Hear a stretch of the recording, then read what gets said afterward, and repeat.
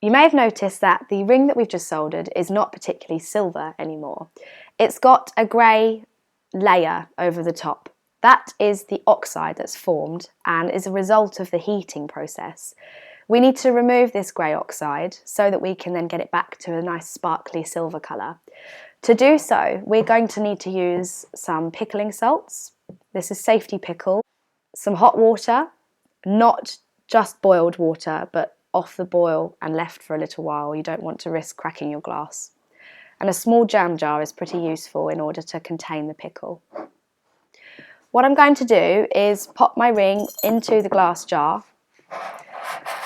I'm going to open up the pickle pot and I'm going to add about a spoonful of the pickling salts, a large spoonful. We only need to fill the water until it covers the ring. We don't need to make loads of pickle each time. So what I'm going to do is just pour this off the boil water and just mix it around a little bit with the spoon. We need to make sure that those crystals start to dissolve.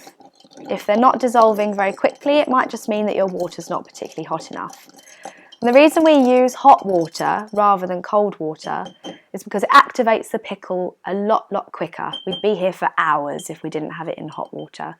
So we're going to wait now for 5 to 10 minutes and we'll come back and have a look at the colour. What we're aiming to get is a silver ring that looks kind of white. It will be a matte white colour. I've left the ring in the pickle for about 5 to 10 minutes. Sometimes it can take a little bit longer, sometimes it can happen very quickly. So just keep checking and having a look at the colour. What I'm going to do is I'm going to remove the ring now from the pickle. It's very important that anything that's made of steel or iron does not go in the pickle. So please do not use your reverse action tweezers or your soldering tweezers for the removal of anything that's in a pickle. It should only be brass, copper tweezers, plastic tweezers, or even a plastic spoon if you haven't got any of them. So we can take it out and drop it into some fresh water. We can put the pickle to one side. And now we can retrieve our ring.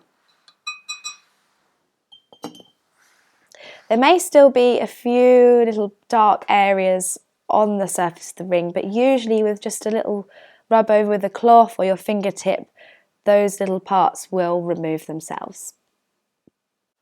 The next step that I would recommend is to give the ring a once over with a small polishing cloth. You don't necessarily have to do anything fancy.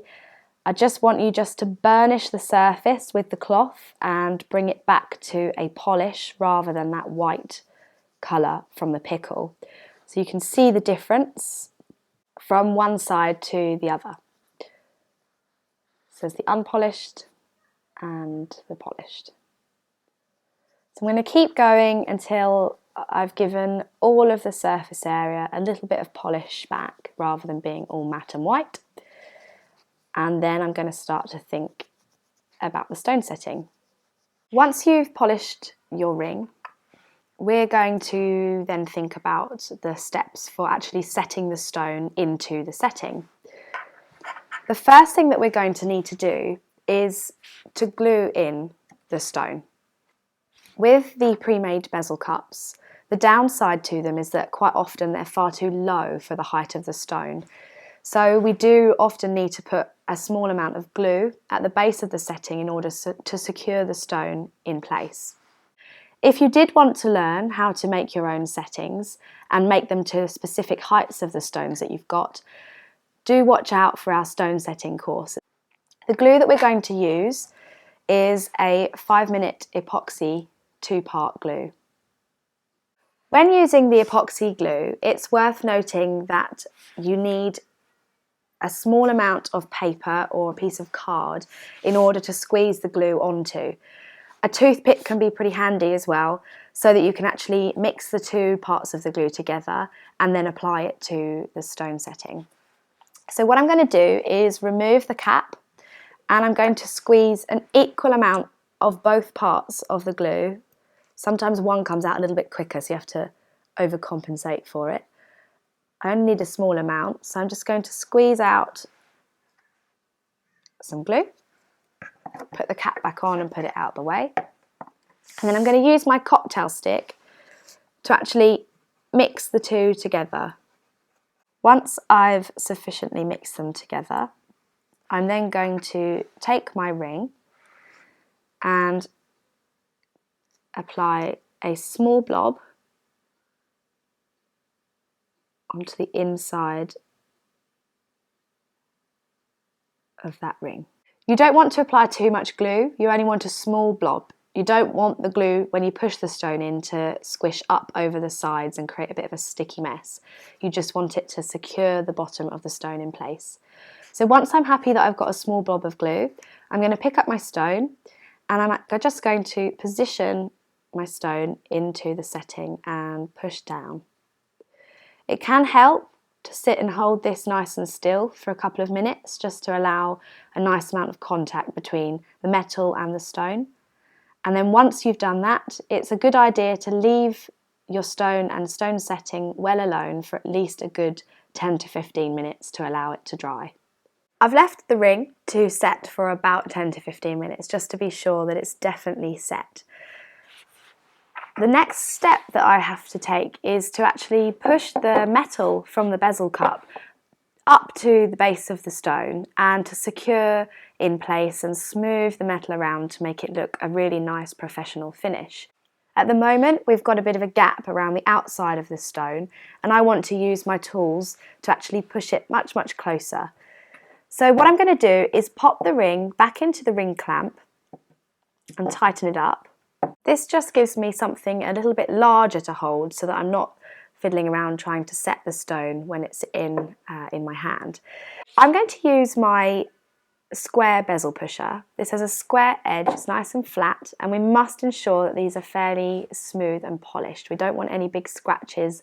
Unfortunately, that will end up imprinting onto the surface of our bezel cup. I'm going to start by applying some pressure with my bezel pusher from the side of the bezel cup towards the stone.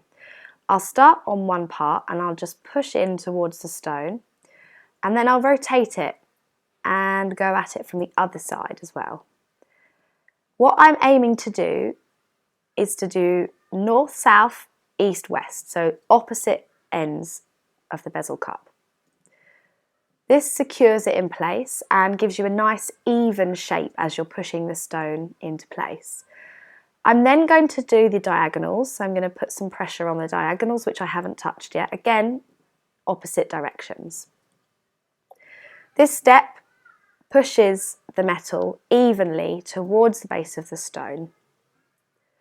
Once I'm happy that I've done that all the way round, I'm then going to start doing an up and over motion. So I'm pushing it up and over. It's very important when you're setting your stones to try not to put too much pressure on the stone itself. If you've got a soft stone, it can actually crack and then all that hard work is completely wasted. So just try really hard not to push too hard onto the surface of that stone. So I'm just going to evenly work my way around, just applying some pressure, trying to smooth out that bezel cup around the stone. And you note that I've now brought my hand up a little bit higher, so I'm putting a bit of downward pressure onto that edge of the bezel cup to actually push it down towards the bottom of the stone, trapping that stone into place and neatening everything off. The final stage for the setting is actually to use a burnisher, nice and polished burnisher. This one is a straight burnisher, but you can also get curved burnishers as well as agate burnishers. So what I'm going to do is just run the burnisher around that top lip of the stone. This just creates a really nice shiny line around the inside of that setting and gives you a really nice professional finish. Be careful not to slip too much, it is sometimes unavoidable. We can sand any scratches out. But I want you just to smooth around that inside. You can then use the more curved side of the burnisher to actually just start to rotate and smooth around those edges. Once I'm happy that I have smoothed and burnished and set my stone, I'll then remove it from the ring clamp. And the final stage is then to just give it a little polish with some glanol and a polishing cloth. So we can apply a small pea-sized amount of glanol metal polish onto a cloth. And I find for a more even application, I rub the cloth a little bit first and then I apply it to the surface of the metal. So all we're going to do is just rub and polish with our cloth and work that cream into the surface. And you can rotate around the outside of the setting, just give it a little buff up.